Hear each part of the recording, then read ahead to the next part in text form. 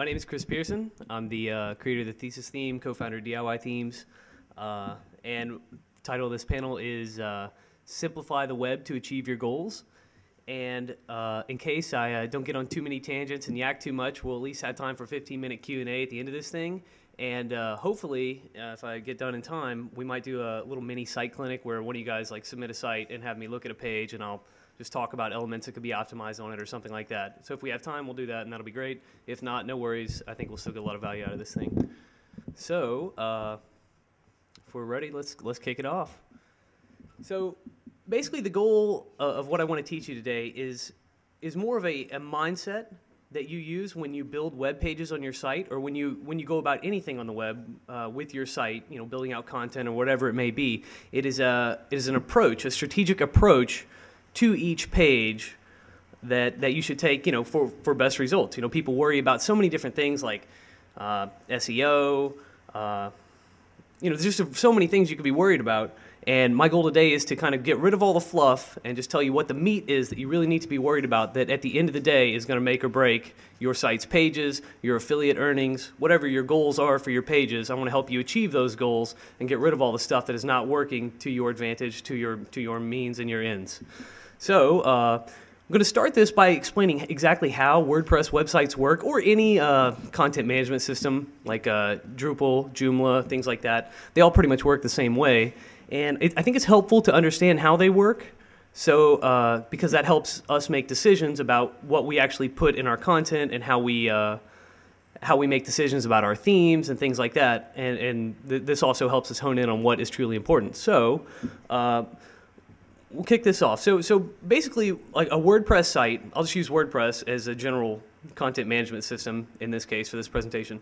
But so you've got a front end and a back end piece of architecture with websites that we have right now. The backend architecture is WordPress. It is responsible for, you write a post and you save it. The data for your post, WordPress is able to save that. It gives you the means to write the data, to write your content, and it saves that stuff that you write to the database. So it is a read-write mechanism to a database. That is WordPress's primary function. Okay, and as you can see in the graph here, the database is the triangle, the backend WordPress is the green shape, and the front end, you'll notice, the circle, is what ties the database and WordPress together. In WordPress, this is significant because the only thing that is responsible for transmitting your site's data, to actually present that data on your site, the theme, or the front end piece of this architecture, is what's solely responsible for that. Your site's HTML, everything you think of as your site when you actually go to it, like when a visitor would go to it, your theme is responsible for that. And so that's hugely significant. That means that if you're going to be as successful as you want to be, or if your site's going to be as good as you want it to be, then you really need to pay a lot of attention to this front-end piece and make some intelligent decisions about what you use, because this has effects on search engines, and it has direct effects on your users and customers. So that's crucial. And you'll notice here that the users and customers and search engines are only directly linked to the theme or the front-end piece of the architecture. The back-end piece literally has little or no effect. The only effect that this could have on search engines or users and customers is how well this is written, like how good of a piece of software this is. If it's slow, it's going to affect your whole site. But other than that, it's a slow, fast question. Either it works and does what you want it to do and does it quickly, or it just doesn't do it very well, in which case you should choose a different back-end system. For all intents and purposes, WordPress is pretty good at this right now. I mean, it's a suitable solution. I use it, and I'm totally fine with that right now. So, we can kind of cross off this variable here, not hugely significant with search engines or users. And I want to focus squarely on front end and front end stuff. So like simple SEO, simple page optimization. And I want to talk a little bit about design as well, because I know it's a hot topic, and I think people have a lot of misconceptions about design and what design's role is with your goals on the web. So before we get into that, before we talk about design too much, I want to talk about on-page optimization. And basically, let's narrow down a set of things that you can focus on every time you build a web page that will help you know whether or not you've got an optimized page or not. There's only a few elements of SEO, of on-page optimization, that actually really matter at the end of the day. And And so let's take a look at those real quick. The first thing we got is what's called a title tag. And here, this is I'm using Google Chrome here. So the title tag displays up here. And this is also what displays in search engine results pages, SERPs as they're called. I'll pull up some SERPs real quick. Oh crap. Should have bought a google.co domain last week. Get those type-ins. All right. Ah, Christ. It's my first time. So here we go. These are the search engine results pages. So this is your title tag right here. So when you create a web page, and ideally, by default, WordPress doesn't give you a way to modify the title tag. So most themes that you would use, like default themes, free themes, whatever, most of them do not give you a way to modify the title tag on each individual page. There's various plugins available to do this task, but and I know a lot of people rely on those plugins, but at the end of the day, it's much easier to have one piece of machinery or one piece of software that is responsible for things like, that gives you the ability to edit a title tag, to do simple SEO stuff right there in your WordPress interface. It's better to have just one thing to do it than to have like a slew of plugins that you have to update and maintain all the time. Like sooner or later, if you do this for a year, 2 years, it may not seem that bad up front to get your site going in the beginning, but after a while, you're going to get tired of having to update these things over and over again. And one thing that people don't really realize, like it seems great to have all this abundance of WordPress plugins and themes and things like that, but the abundance is kind of a veil, because the truth is the abundance doesn't imply quality at all. And in fact, quality is scarce, extremely scarce. Just because a platform is widely adopted or free does not have any direct correlation to how much quality is built on that product. So it's important to keep our eyes open for quality and for consolidation. So like I'm from the camp of I want it all in one piece. I want my theme, this critical piece of the site building process right here, the blue circle. I want it to be able to provide me with all the fundamental elementary SEO tools that I need to build optimized pages. And that's what my personal work is about providing those tools to make it easy to build optimized pages with a content management system like WordPress.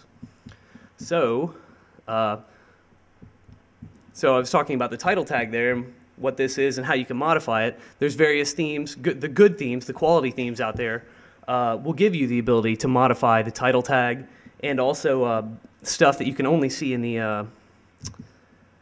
the source code of a site. I don't know how to do this with Chrome because I don't use Chrome.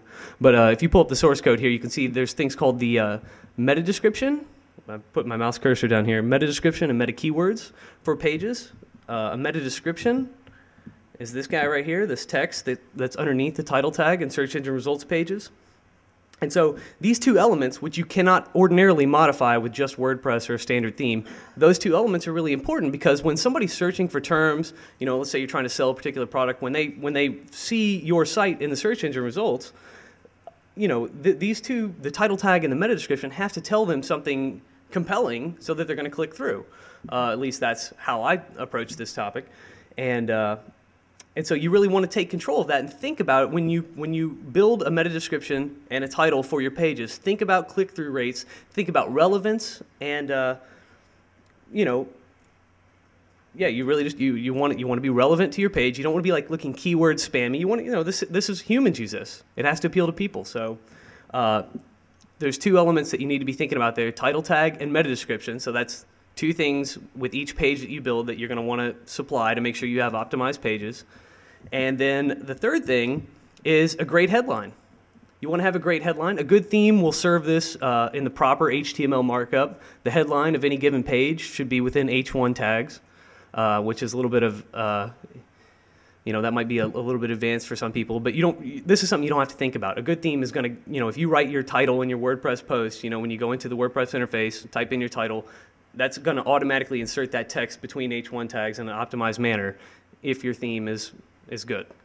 So that's something you don't really have to think about, but you do want to write a great headline that appeals to humans and is also laser focused on the content of the page. Ideally, the headline on your page is going to be different.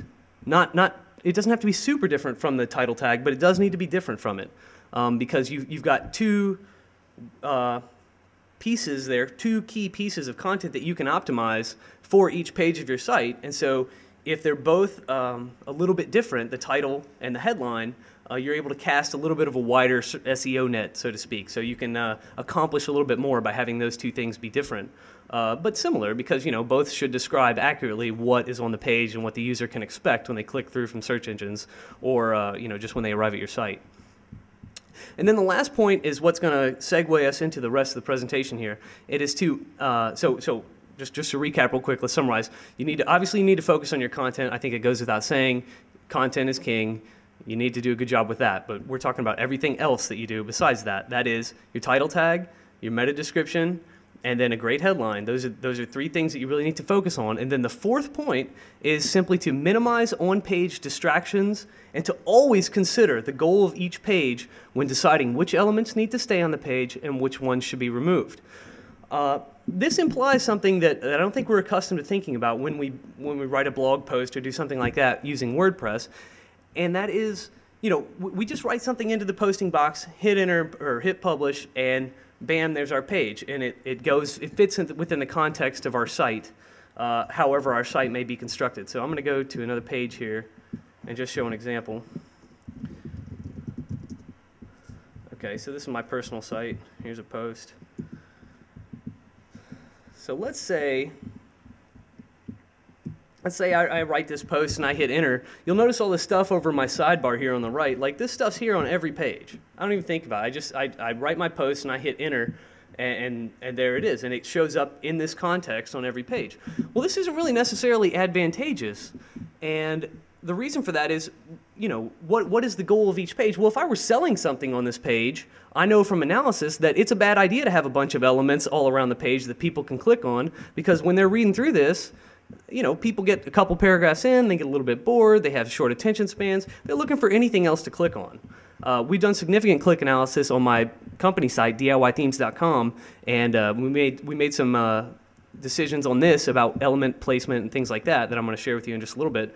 But suffice it to say, it's not okay to just hit publish and assume that you've got an optimized page, even if it's SEO optimized or whatever. This is Affiliate Summit. I assume some of you guys are affiliates and trying to make product sales from your pages. And it's critically important to think about it on every single page that you develop. What's the goal of this page? And are the elements on my page working for this or against this? I know that if you're trying to sell something on a page, let's say you're trying to sell web hosting. I sell web hosting on this site, and I've got a page here where I sell hosting. Here's my hosting page. And you'll notice that I've still got all these sidebar elements appearing on this page. I know, like, this is an unoptimized page. This is terrible. I want people to click on my hosting links at the bottom to make a sale. Let's scroll down. I want people to read this page and get all the way to the bottom, click on these links here to buy, so I can earn an affiliate commission. But I've got all this crap on my page where they can click on anything else. They get bored, they can click on anything they want. Whoops. And so that's really a terrible idea for conversion, because, I mean, I know from, like I said, from my own experience that you give people options to click, they'll do anything they can not to buy from you. So obviously, if you're an affiliate and you're trying to optimize your stuff, you need to think about these kinds of things. I'll share some interesting insights here from DIYthemes. We did a redesign this year and did a fair amount of data testing and analysis. And it was really interesting, the stuff we came up with, because I just was unaware of all these things. So for instance, on my plans and pricing page, well, let me go back. So at the bottom of my site here, I've got a link to my affiliate program in the footer. And I was showing this thing site-wide on the previous version of the site. It was appearing on every single page. And I've got a plans and pricing page, so when people click through, I'm trying to funnel them in here and get them to buy my product, right? Well, I've got this page, I've got some social proof here of people using the software, and then at the bottom of the page, there was that affiliate link in the footer. It was there before, and we noticed that on this particular page, the affiliate link was getting 31% more clicks than it was on any other page. Now, why? Well, the reason is there's no other links on this page. There's no way for these people to click off of it, and they get all the way to the bottom. They're so desperate to do anything but buy that they click on that damn link. It's crazy. So that's not a behavior that you might predict, but it is important nonetheless, because that gets people out of my buying process, and that's not what I'm trying to do. So that's what I mean when I say make sure that you think about what you're doing with your pages, because don't just hit publish and assume it's okay. when you've got 300 links and thumbnails and crap in your sidebar. It's ridiculous. That's, you're doomed to fail if you do that. So go even further here. If you click on a link to actually buy, I've got my sign up form, and on this page you'll notice there's no navigation links. On other pages this logo here is clickable. On this page it's not. There's no links in the footer, and in fact there are no links in the form to sign up either. So this page is like jail. You get here, the only way out is the back button. But this helps conversion. This is what this page is designed to do. So, I didn't just write a post and hit publish, or put my elements in here and hit publish. It wasn't like that. No, I had to think about what the goal of the page was and remove anything that didn't make sense. Now, in a lot of cases, this becomes a pretty technical thing that not everyone's qualified to do, and I realize that, but that's not really the important takeaway here. What's important is that you are cognizant of these things, and if you're working with a designer, working with a developer, you will know how to instruct them and what goals you actually want to achieve. So I see that as pretty crucial. Now, this is a good time to talk about site design, because I know this is a super hot topic. When I first got online and started doing my work on the web, all I wanted to do was design websites. I love the aesthetic part of that whole process. And I kind of had to remove myself from that, because I've learned basically that the value of a design is almost nil.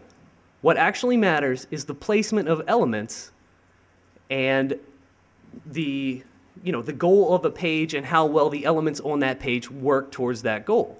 It is not about the design necessarily, but element placement is design, but not in the sense that most people think of it. Because if you think about a WordPress theme, you think about what it looks like that's how you think of a design. But true design is elemental placement with a purpose. That's what design actually is, arranging things to achieve a more optimal result. Design is not pretty pictures. Design is a process with a definite goal in mind.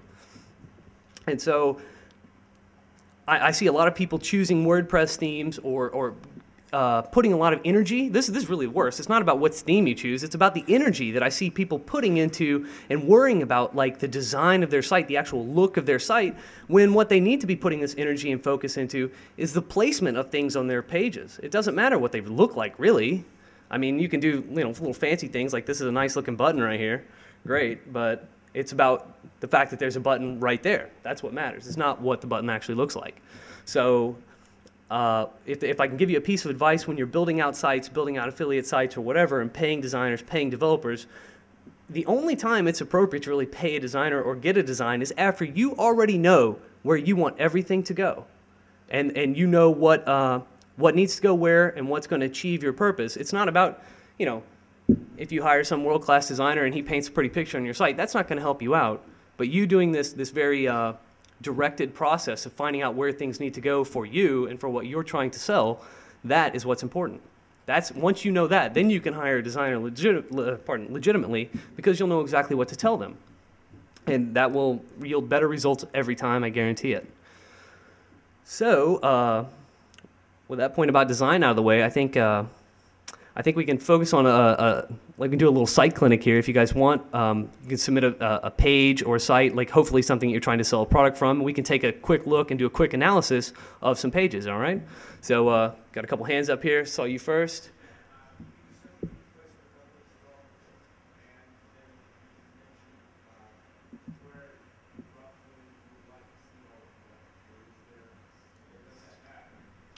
Well, I mean, it totally matters. It's totally dependent upon. Oh, sorry, too. I want to repeat the question so we can hear it. He asked. Go ahead and repeat it again.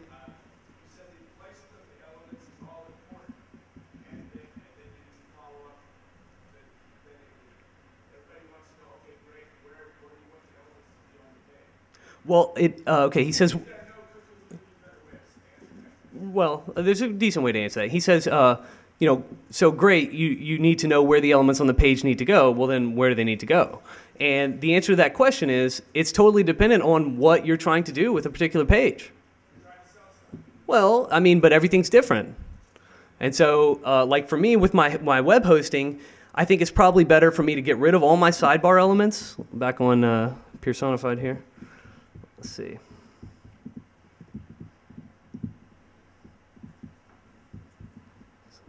So for instance, on this page, I need to get rid of the sidebar on this page because it's distracting and offers people a way out instead of funneling them into my content, really trying to get them to focus on what I'm doing on this page. So I need to get rid of the sidebar here.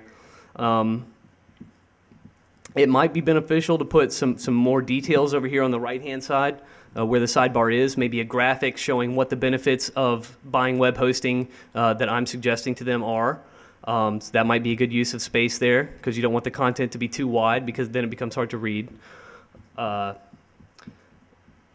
And then, you know, I've got some calls to action here at the bottom. Maybe I need to make a more defined or clear call to action. Maybe make something look like a button. I'd have to do testing on that. Basically, it's all about knowing that you want to minimize distractions and then implementing testing and iterating that way. I mean, that's how I did it. So, saw another hand up here. Mm-hmm. Oh, well, if we have any other, we'll do questions first, and then we'll go to that. I think that'll be better.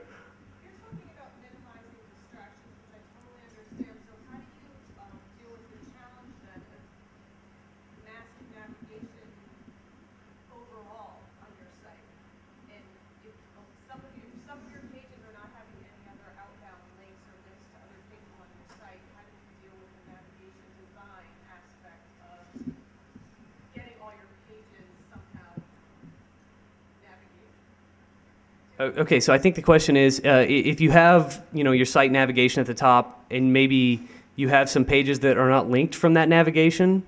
Well, normally I build my sites and I have probably way too many links on every single page because I'm showing every single category and every single product that's available on every single page. So I'm wondering how I deal with that better. All right, let's talk about that. She says she's got a huge navigation section on her site with links to every category and every page. And I imagine the mindset behind that is you don't want anything to be left out. Right. Okay. So that's a very, very common sentiment with people who build pages. Okay, you got a site and you don't want to leave anything out because you've done all this work and you want to make sure people see it all. Well, actually what happens is the opposite. When you present people with that many choices, they leave. It's called analysis paralysis. You have to give people a very digestible set of stuff to deal with, or they won't deal with it at all. And so that's part of the deal about this laser focus, where you want to make sure you're always catering to that need, because people cannot deal with 500 different choices. Especially if I just show up on your site from search engines and be like, I'm out of here, because that's too much to think about. So would you use something like your Sitemap page? Well, I mean, all right, for instance, here on DIYthemes, I've got a bunch of subsections in my site, a whole blog about thesis and where we have guest writers and guest posts and things like that. And it would be great to link that from the homepage, but we've learned that if we give people an option to go there, they're going to go get lost in the content and not buy the software. I want them to buy the software. So you'll notice there's no link to the thesis blog up here in the primary navigation. I've got a home page, a pricing page, and a showcase page because I know that's what people really want to see. And I had to make some, tough decisions there and nix those links that just really don't matter and weren't serving my purpose. So as far as that navigation question goes, less is definitely more. You need to figure out what's most important to your site, because a lot of people make the mistake of thinking that, if you're working with a really large site, you think, well, the breadth of stuff we cover is so large. I want to make sure people know we do all this stuff. But the truth is, you probably don't do all that much stuff. You probably do one or two things really well. And that's your core competency, and I would encourage you to focus on those. And that applies to everybody. Identify what your core competencies are, and cater to those as you build your pages, because that's what's really going to matter for users. You can't give people a bunch of choices. They can't digest them. The prefrontal cortex can only deal with between 5 and 9 variables at any given time. So you give people 20, you screwed the pooch. So is that... All right, fair enough. We got any other questions? So you would have like a regular page, and then you would create landing pages with thesis theme, which I've used before. Can I create like just landing pages, or do I create basically like a standard page? You know how like you just create a post and have Right. Could you create like a landing page? Okay, so his question is, he says, can you create a landing page instead of just a regular poster page, what's called a landing page? A landing page is a lot like this pricing page here. It has a singular purpose. Usually it's one column or just one one stream of information without any other links to outside stuff. That's basically what a landing page is. It's designed to get people on that page, to lead them through some content or through some information, and then with a call to action at the bottom or wherever it needs to be to get them to sign up for an email, to get them to buy your product, whatever. That's the definition of a landing page. And he's saying, how can you do this? Well, the answer to that is, with most themes, it's darn near impossible, or requires a lot of technical work or some custom templating. I actually just built in some functionality to Thesis 1.8, which is about to be released, that is going to allow for the creation of landing pages. And I've already talked to a couple of developers who are going to be building little plugin modules for Thesis that will allow people to do that on the fly, because I realize that is a big need. And I'm up here talking about this, about creating these simplified pages, and I obviously want to be able to do that with the software and not have to get super technical about it. So that's coming down the pipeline out of my corner in the not too distant future, because I think that's a pretty significant need. Yeah, because I'm not too good with hooks. Yeah. I mean, well, it could just be a nightmare. It doesn't matter what you're using. To go in, you basically have to tinker with code to do that, or to build a custom template, which is not something that I even want to do. So I certainly don't expect anyone else to want to do it either. So, anything else? Any other questions? We don't have any questions. We'll get into a site clinic, a little quick site clinic. I'll do an analysis of a couple sites. What is it? Oh, okay. All right.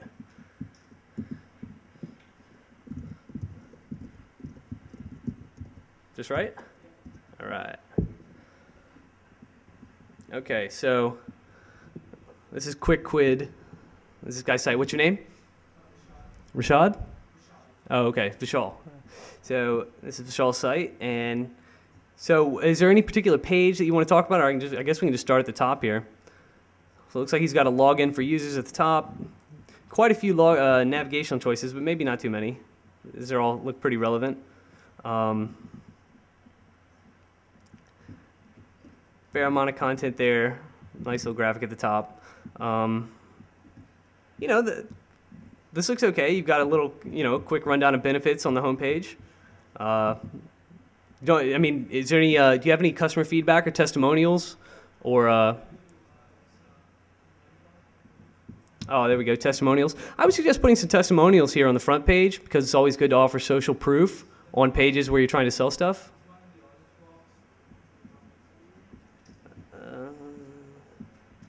Oh, I see one over there.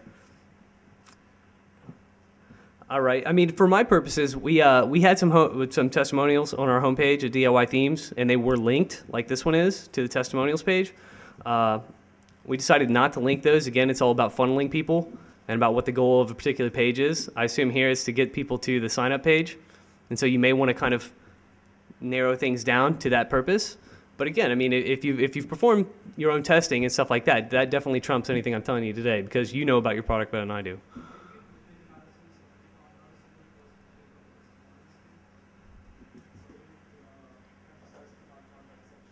Mm-hmm. Yeah. Well, I mean, this looks pretty good, because, I mean, this is built to task. This is not like using a standard blog theme and trying to turn that into something that makes affiliate sales. So I think you're already more along the path of what needs to be done. This looks pretty good to me. Anybody else want to look at a page? Have me look at a page for them? You ladies back here, I kind of want to look at a page from one of your sites to see what's going on there. Vegan Pimp. All right. Sounds good.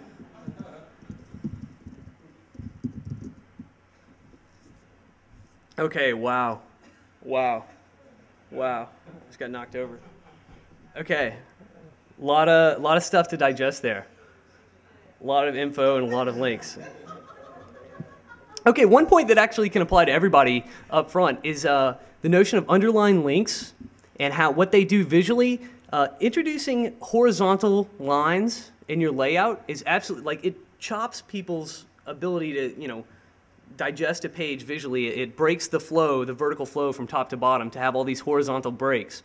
And so the only time I like to use underline links, most of the time, I mean, depends on the design, obviously, but is within the stream of content, like within a paragraph, because then it makes them easy to spot. If these links on the side and the ones at the top, if it's clear navigation, there's no reason to underline them, because it's distracting visually. And I I haven't done any actual testing on that, so it's kind of hard for me to say with any certainty, but I'm pretty darn sure it's going to help you out if you can remove those links. It'll look less cluttered, because it already seems pretty cluttered, and removing those underlines is one thing that you can do. There's not a whole lot of like the vertical spacing, the line height of the text. Like this text block is way too wide. The line height needs to be larger. People need white space to digest pages and to be able to scan quickly and accurately. Here's an example of some formatted text over here.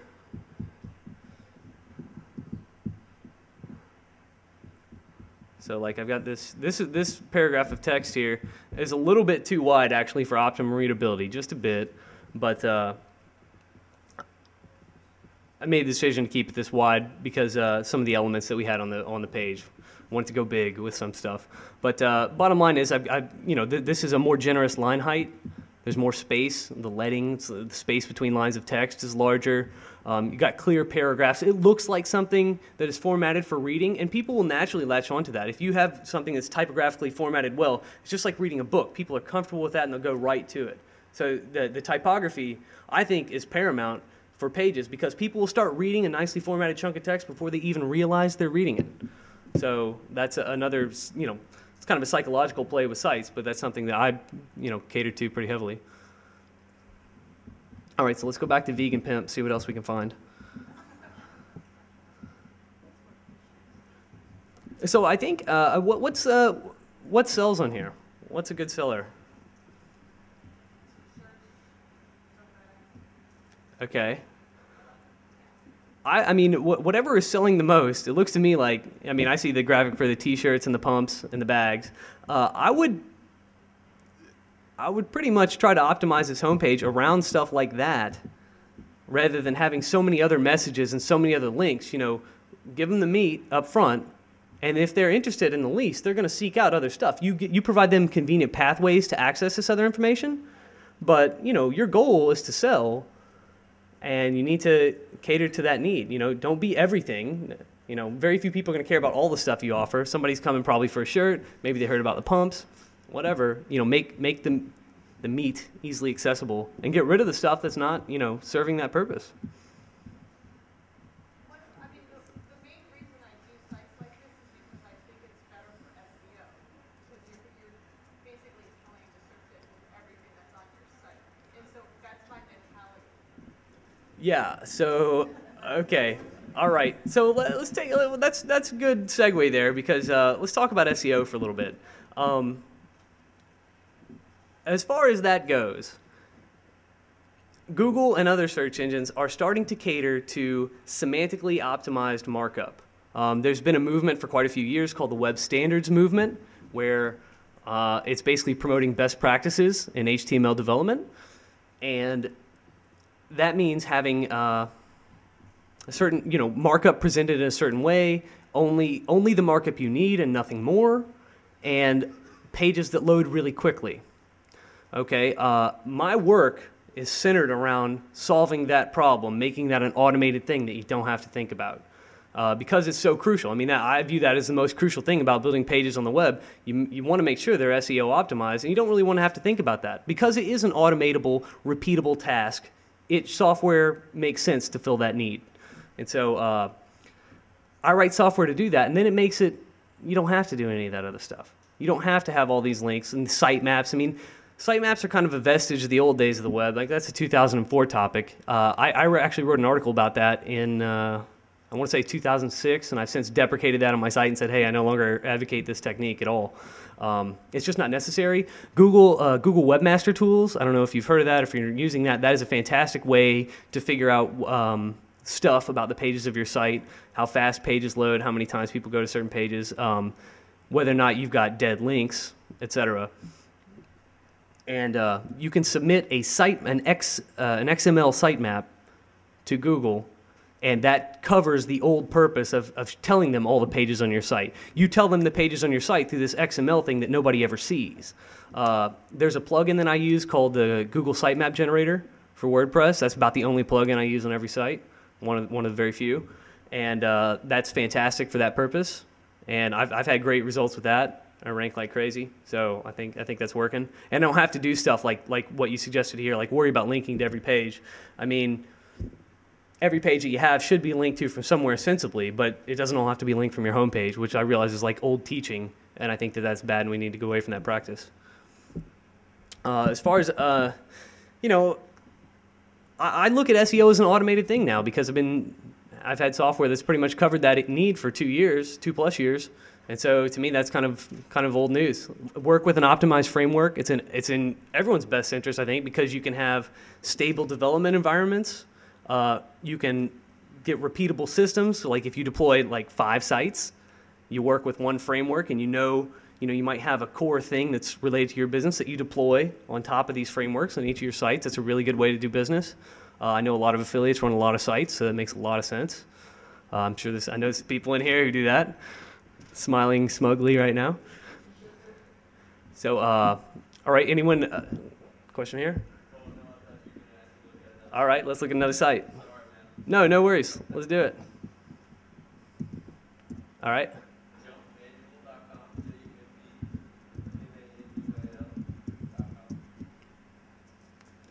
All right.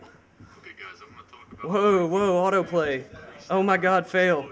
I'm going to lay down exactly how... All right, where's my gun? No, okay, there it is. Okay, well, so that might have been a hint about the first issue there. First thing I noticed actually was about the URL here. What content management system are you using on the back end? Oh, this is WordPress? What's up with the dash index knob HTML? It's the Google website conversion test, and that's the last test of one, so that's the one we fixed. Okay. Yeah, you definitely want to chop that off and make that the base URL. All right, so let's see what we got here.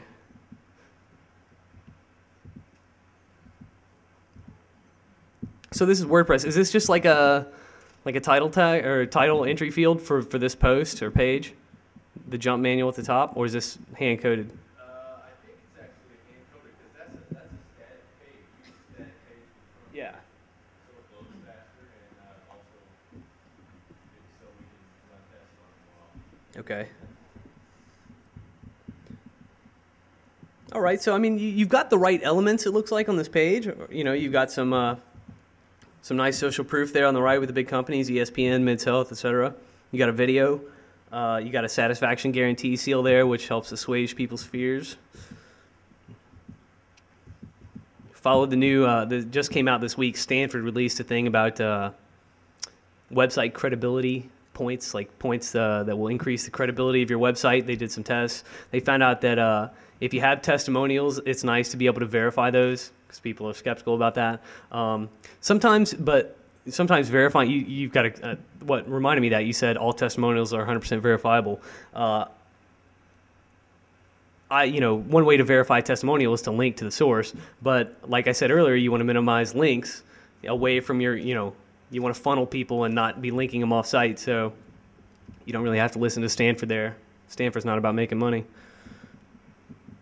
But so you got the right elements here. It's just that I think that you could probably consolidate what people really want to see closer to the fold at the top. You've got a minimal number of navigation links. It looks like you've done a lot of things right. You could probably benefit from different placement of elements. Like instead of having a 2-column presentation at the top, it might be nice to have a video on the left, big brands on the right, and like one, like I call it a feature box at the top. Put all the meat in there, and then maybe have some testimonials underneath. And also, I'd say it's more important to show the testimonials than it is to say that they're 100% verifiable. It almost makes me think, well, does this guy think I don't believe him? And so, I mean, a lot of this stuff is really governed by testing and not by stuff that we talk about, because I think that it ends up playing out a little bit differently for everybody's site and for what you're trying to sell. So testing is paramount there. But I would like to see a little bit more consolidation and for this page to make just a little more sense from a layout standpoint. It maybe doesn't have to be so long, so huge. Would you recommend like maybe anchor links to go to the features and benefits of the product and jump down to what feature they want to see? Or people like the tour? Oh, well, there's a thing called a Johnson box, which is a box with links to sections on the page. And I am interested in experimenting with those on my own site. I would suggest something like that because this is a huge page. And so it might be better if people know what the key topics are there, because you might be able to put links at the top to the right of the video. Say if you want to learn about this, go here. You want to learn about this, and it just sends them to different spots on the page with a call to action at the end of each section. Because if you get them with one, it doesn't matter about the other 5 points. You got them, you hooked them with one. So give them a way to buy from each section, And to provide quick links to them from the top, I think would be a pretty savvy way to do this, especially given the amount of content on the page. All right, so I'd like to look at another one if anyone's got something. Hi, Dave. What was it? All right.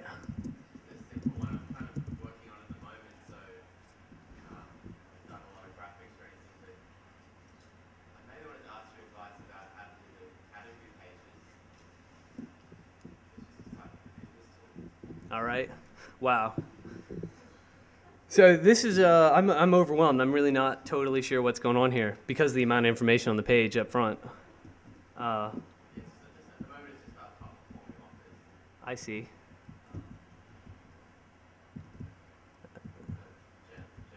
All right. So basically we've got a lot of product offers here on the right, and then you've got categories with product offerings within each category, I would imagine. Is that right? Okay. Now this is interesting. So basically, are these all like affiliate links? You're just trying to get people to sign up by showing them which are the best stuff and what's got the best deals? Okay.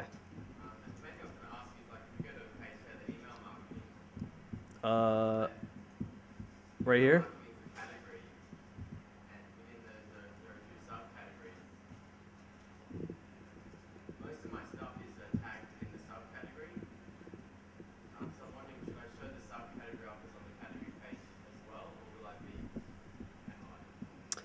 Well, that's the email marketing page. It's basically just pulled all the offers from the email marketing subcategories. You know what I mean? right. So does everything under email marketing show up on this page, or it doesn't right now? And you're saying should it? It does right now. Oh, it does. It does right now. Another category like e-commerce, that doesn't show up. I'm wondering what's the best practice to do with the category page. I mean, this is an interesting setup because it's a little different kind of site. You're not selling to end users, really, or are you selling to end users? Right. I see. Because this is such a gross approach, meaning like you're trying to do everything. I think you could probably benefit from offering optimized pathways, like for people who are doing email stuff. Don't do it in a like this is just a small part of the whole site. But I'd rather see each section look like its own site or seem like that within the interface of this whole thing.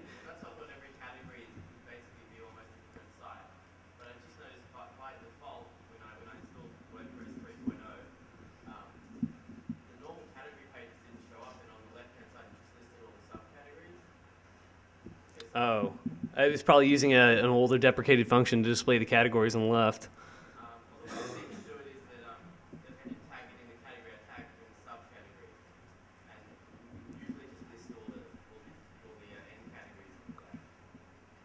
Right.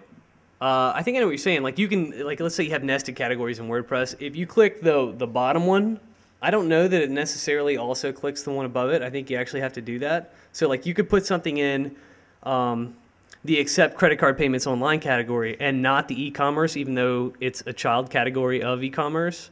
You just may have to go into the interface and check that out. If I put in e-commerce as well, then it'll give me the shorter URL. Whereas I've opted for longer URL. I mean, let's see what some subcategory URLs are. I just feel like this is another case of just too much stuff to really get the results that you want. And so you might want to refine each separate category into looking like its own self-contained entity and maybe providing some navigation at the top to get back to the home page where they can choose anything. Because it kind of, I would think that a model like this would work best if, your SEO, it's pretty much an SEO play. If somebody's looking for that kind of thing, in Australia, hopefully they'd land on this. So that means to me, that says, people search for very specific things normally. So that I would, instead of giving them all these other things to look at, I would kind of focus on, well, they came in looking for this. How can I, directly funnel for this purpose only? Instead of just relying on WordPress the way it just standard spits out categories. My main question is, say the e-commerce category, should I pull all the accept payments and shopping cart software and all that subcategories up and put it there, or will I be penalized having it twice? Oh, I don't think you'd be penalized for that. It's not really like that. I mean, I don't think it would really make any difference. Well, all right, thanks. I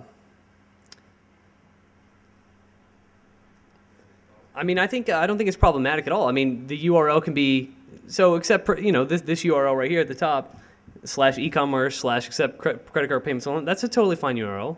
I mean, that's like on DIYthemes /thesis here at the bottom. Well, I'll just type it in. Like we do stuff like that. Like I've got my user's guide, which is at /thesis/RTFM. So it's like if you mention it once in the URL, you don't have to mention it again. So like I wouldn't say you wouldn't have a /thesis/thesis guide. It's thesis is already in the URL, so there's no reason for me to repeat it again. So that's my approach to URLs. It doesn't really matter. I don't want to nest the snot out of them. I don't want to have like 4 things. If you don't have to, it's better to have kind of more flat-looking architecture. Without getting too overboard with /this/that, whatever. But one like that, like you've got, that's totally okay. And in fact, Sugar Ray, who some of you may know, I know that she's in the habit, she likes to have her category, like a main category, like /e-commerce. She prefers this structure for SEO. So I haven't really done any testing with that, so I can't really speak too intelligently about it, but I think that's totally fine. I would focus more on the page design and actually what people do on the page than that. Right on.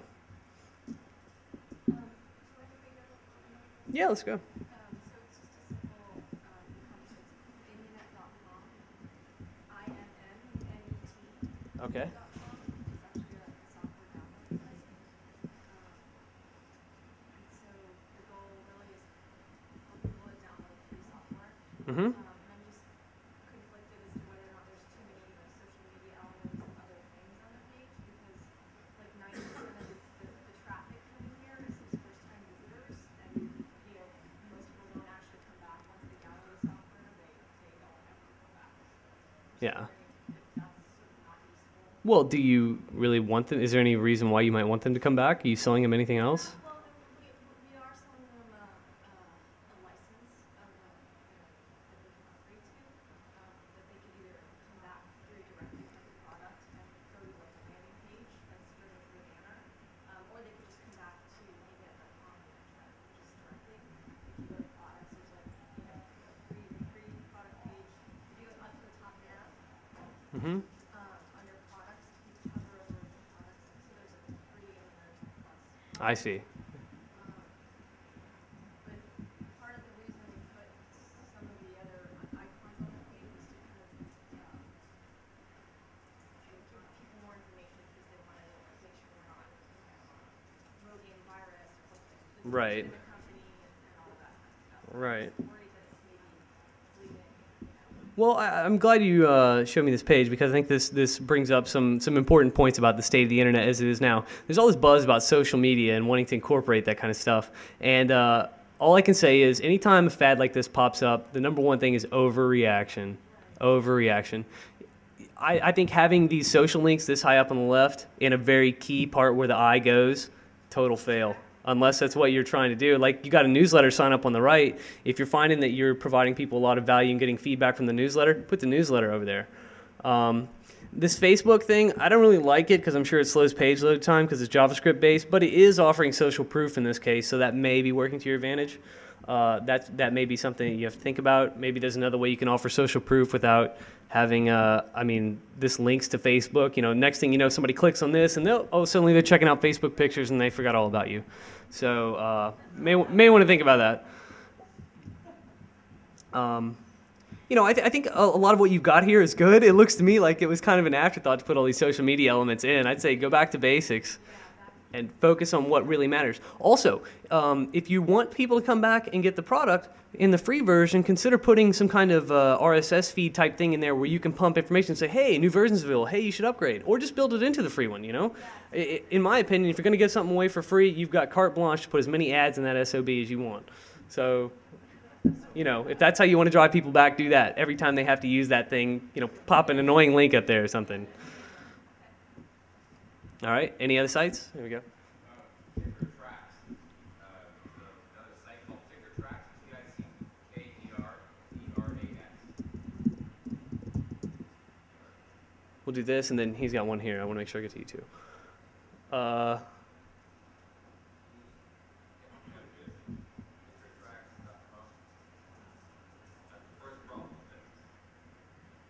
Yeah.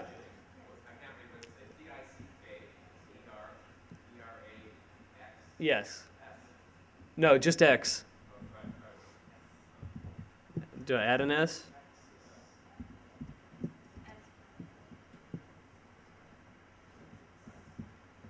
Google with its handy suggestion. Oops, did you mean something you didn't mean? No. Okay, so unless someone can hear him better than I can and I'm just missing this, I put an S after it and it didn't work. I tried XS and it's not working either. Google thinks that doesn't, I don't know what I'm looking for.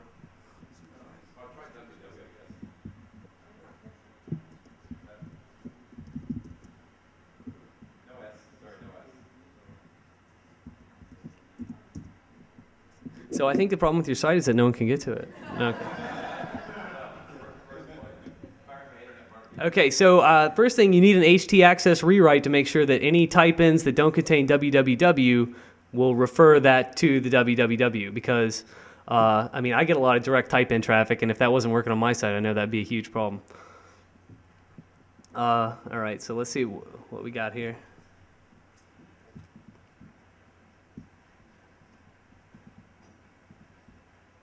I feel like this is a lot of content, and it seems kind of overwhelming. I'm kind of intimidated by this page. I don't feel like I really want to get into it because I just feel like there's a lot of text there that I'm not really sure what's going on. I think that you could probably benefit from right underneath the navigation links, maybe a short, big, bold statement.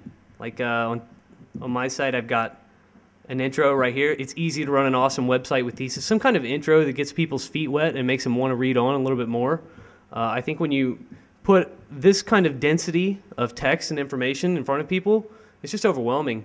Like, I don't really know what to do with this. I don't really feel like I have a good grasp of what this is about even. I know you got the headline and stuff at the top, but I feel like you could probably benefit from just some simple, easy to read text there at the top of the page that kind of laser focuses about what this is about and about what people might be able to expect from this.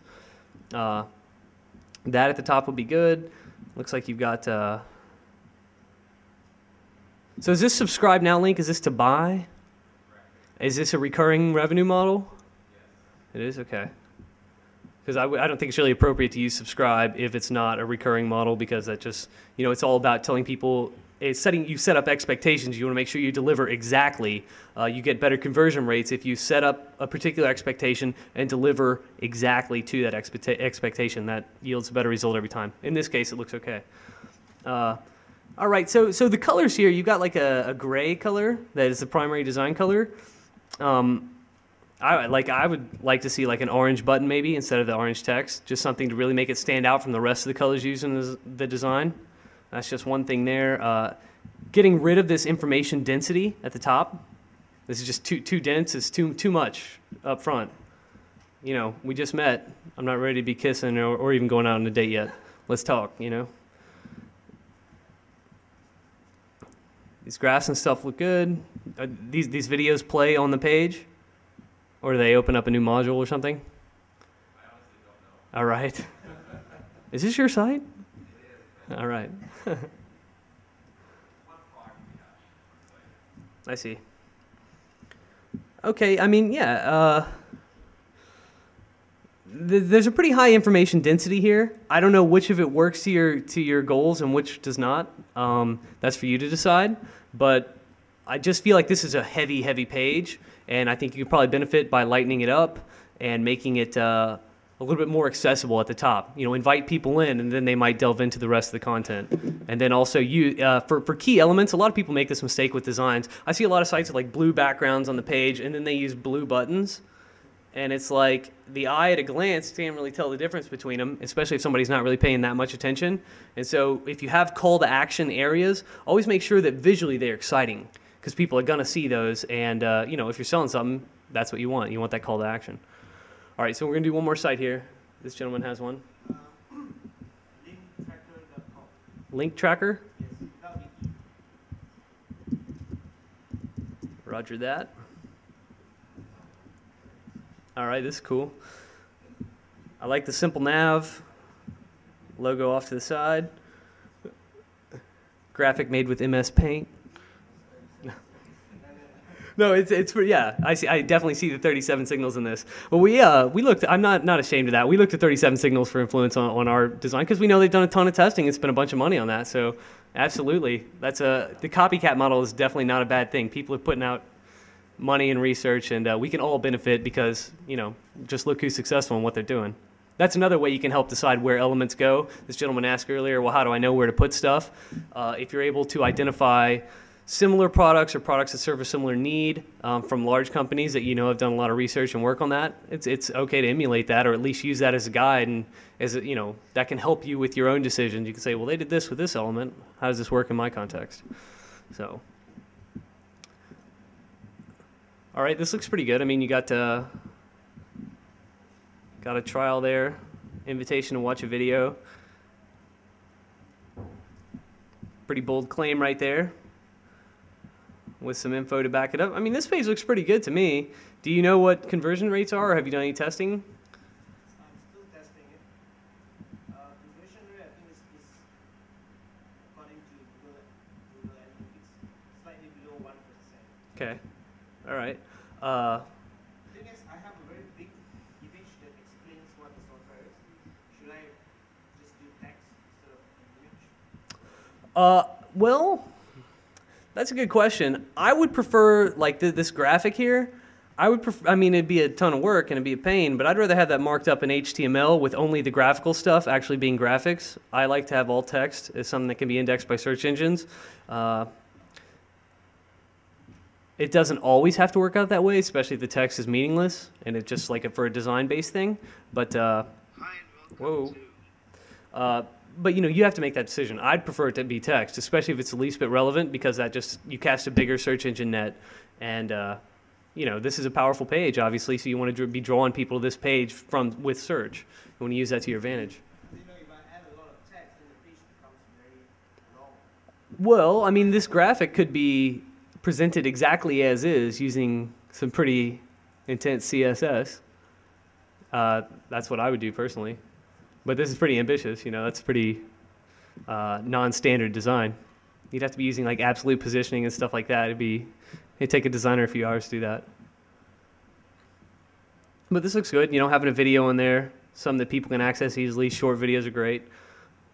Showing benefits or showing, you know, even one thing that I'm going to experiment with, and I know that some of my affiliates who make the most money are doing well with showing very, very specific tasks and how they're able to do very specific things with the software. And so it's like, then these pages become very specific and very simple, and it makes a lot of sense. You know, you're just showing how to do one thing and then putting call to action at the end. And that strategy, I think, works really well. You know, the more steps you can take out of a process and the fewer stuff you can present to people, you know, just hit hard and focus on one or two things. People respond really well to that, and that helps you out a lot. So I think we're out of time. We just got the 5-minute bell, so I guess that's a wrap. Thanks for coming out.